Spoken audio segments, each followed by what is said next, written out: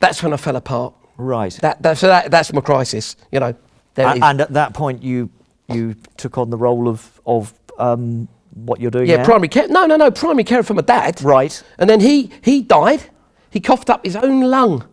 He died of coughing up his own bronchial tree. And if you go on the internet, there's a picture of a bronchial tree, and that's his that he coughed up and died at when he was doing it. Oh dear. The tragedy of that is that him kicking me out was a catalyst to my greatness, because that's when I started thinking. Yeah, I was down on my luck. I had nothing, except I had this and I had this, like my head and my heart, and I put them together. And I'd always been inquisitive, and that's when I found my power. And my power was listening.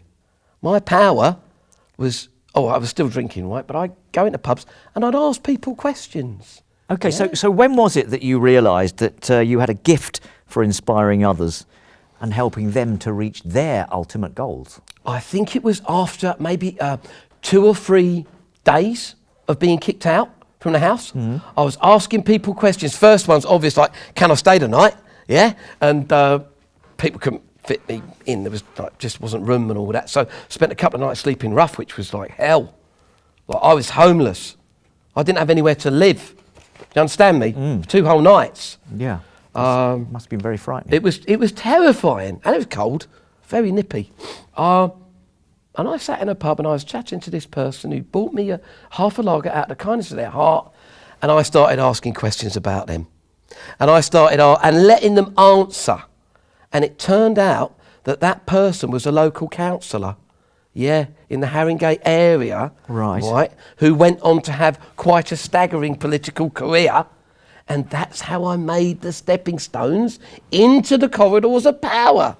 Asking questions, allowing people to think, and find their own answers, right? And I've been doing it ever since. And what did you do? Any training towards this? Any counselling? Life, right?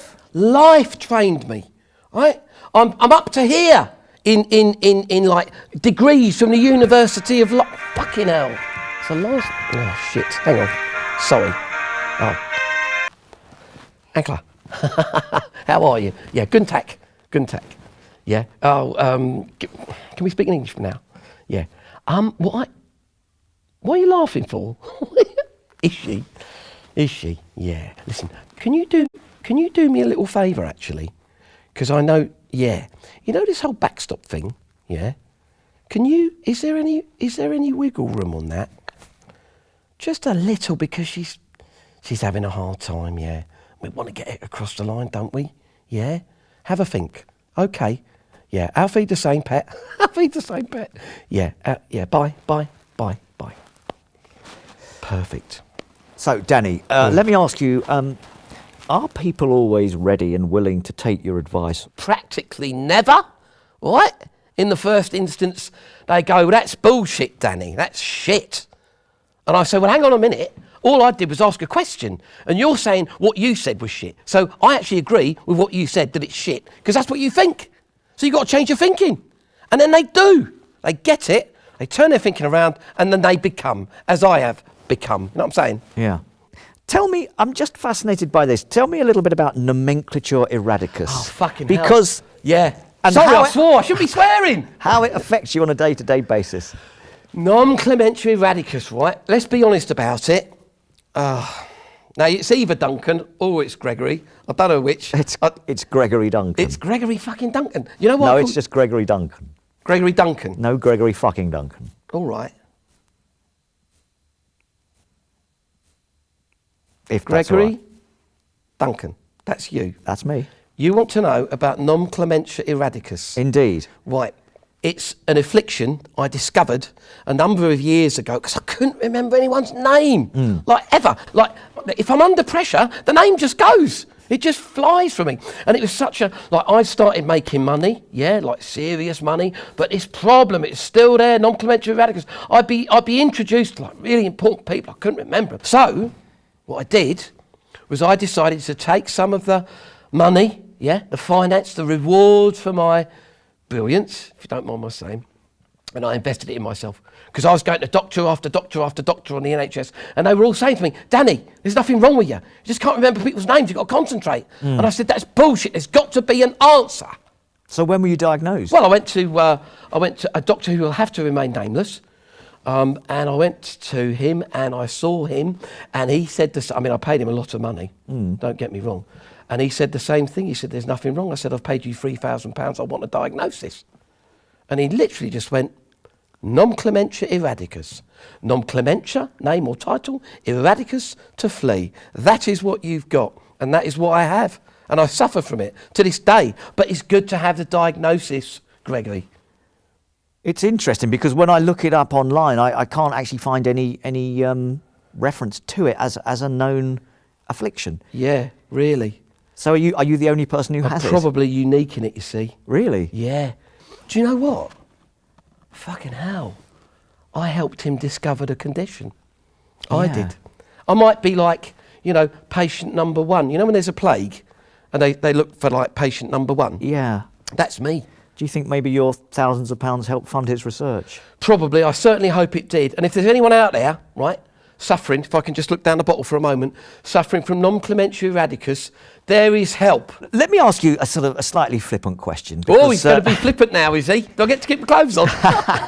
Tell me this. Yeah. Does Danny Wamandu have a hinterland? Because I'm intrigued to know how you relax when you're not advising the great and the good. I'm almost lost for an answer because I'm thinking, well, I don't do anything. I sit and watch the telly. Yeah, I sit and watch the telly, right? I have a nice bowl of like sweets or something.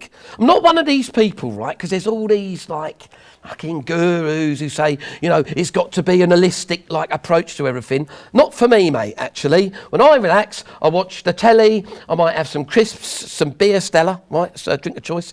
I might do all that. And basically that's how I get my downtime, watching the telly. I would say, if I could say, that there was a lady in my life, but there isn't at the moment. I can't take my wedding ring off, but that is a reminder of happier times.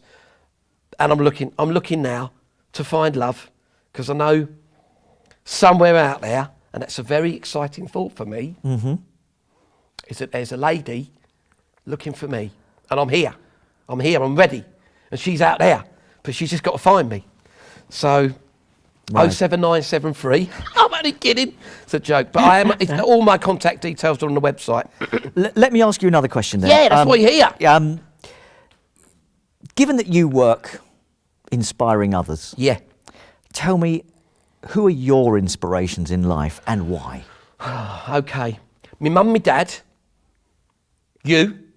'Cause Me? you're here. Yeah, you. But we've only just met. I know, but I'm porous. Okay. You're laughing, but I'm learning from you all the time. I'm receiving. I'm going up, I'm fizzing with buzz, and boom, because of you. And don't underestimate yourself, because you're laughing. No. Well, I'm listen, smiling. You're laughing. You laughed out loud. We could, Alan, we could rewind a VT and we'd hear a laugh. Excuse me. So what I'm saying to you is, you inspire me because I'm utterly in the moment. Right. Your intelligence, your brilliance, your insightfulness, right, infects me. So I become more insightful. I become more in the moment. I become more intelligent, even more intelligent, because of you. Okay. And I want to say thank you for that. Yeah? Okay, thank you. It's brilliant. I'm fizzing with buzz. I'm fizzing with Gregory Duncan Buzz. You have said yourself... And Donald Trump. Right. Well, because he's fucking hell. Fuck me. Oh, sorry. Speaking of the devil, would you believe it? I've got to, just because, Mr. President, sir. How are you, sir? Yeah. Oh, brilliant. No, I'm absolutely top-notch, mate. King of the world. Yeah, no, apart from you. Yeah. What's upsetting you? Has he? Has he? Really? A racist? Yeah. And a cheat. And a liar. Yeah, that's not very good, is it? No. Well, what? Well, I mean, I ask the questions, Mr. President. I do not instruct. I do not give advice. Let me ask you, what do you want to do about it? You want to take him out? Okay. Yeah, I'll take him out. Yeah. If you think that'll help. Absolutely. Completely. Definitely. Okay, is that all? All right, yeah. Yeah, well, yeah, do definitely give her one for me. You know, he's very generous in that way. Okay, bye-bye, Mr. Bye-bye, Mr. President. Bye-bye, Mr. President. Bye-bye, yeah. Fucking hell. Shit. Just realised. Just give me a second. Mr. President, yeah. You know when you said take him out, did you mean for like dinner or a coffee or something just to chat over? You meant take him out? Yeah. Well, I don't. See, can I just say, right? I don't think you should do that. Do you mean in a sort of terminal sense? I definitely don't think you should do it. No, I know, but but that was then, when it was the 60s, right? It didn't matter. Look, times have changed, Mr. President. We've got to be more sensible. You need to do a little bit more politicking around it, yeah? But please don't do what you thought you might want to do to him, because apart from anything, you've got another election coming up, haven't you? And you've got all the crap with the Russians, right? So don't just let him, he's going to prison, let him go to prison. Just tell people he's a knob or something. Yeah, definitely. All right, yeah, look, I've got to go because I'm doing a television interview. Yeah, definitely, yeah. All right. Oh, listen, and what do we say? We say, world peace, good. World war, no, not a viable option. It's world peace, good. World war, bad. That's it. World war, bad. World war, bad. Okay, bye-bye, bye-bye. Fucking hell. Jesus, that was a close one. That was bloody close. I can't talk about it because, I've got NDAs coming out in the arsehole, but shit, that was bloody close, that. That's the problem. You're like that close to world history going one way or the other with these people. Like look, ordinary people have ordinary problems, but bloody hell, when you get up in the corridors of power, you've got to be very careful, because you're affecting world history.